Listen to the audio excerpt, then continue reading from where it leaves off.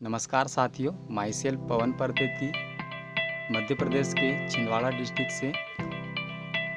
दोस्तों, आज आपके बीच बहुत ही शानदार प्रोडक्ट की जानकारी लेकर के आया हूँ।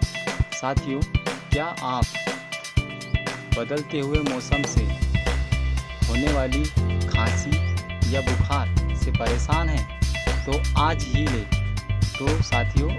ले हील कप सायरप। जी हाँ दोस्तों, अल्टोस हील कप सायरप।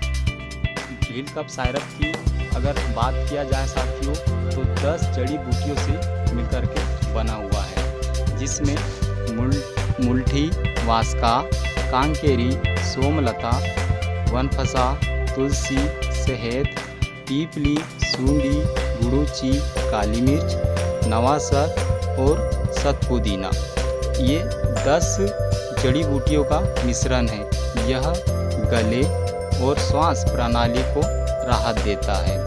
यह हर प्रकार की खांसी जैसे पुरानी, नई, गीली, सूखी और बलगम आदि से जुड़ी खांसी से फायदेमंद है। साथियों, अगर इसके डोज की अगर बात करें तो 1 साल से लगा करके 3 साल तक के बच्चों को हम आधा चम्मच दे सकते हैं, और 3 साल से 10 साल के बच्चे को हम 1 से 2 चम्मच दे सकते हैं, और 10 साल से जो ऊपर बड़े हैं तो उनको हम 2 से 3 चम्मच 3 टाइम दे सकते हैं।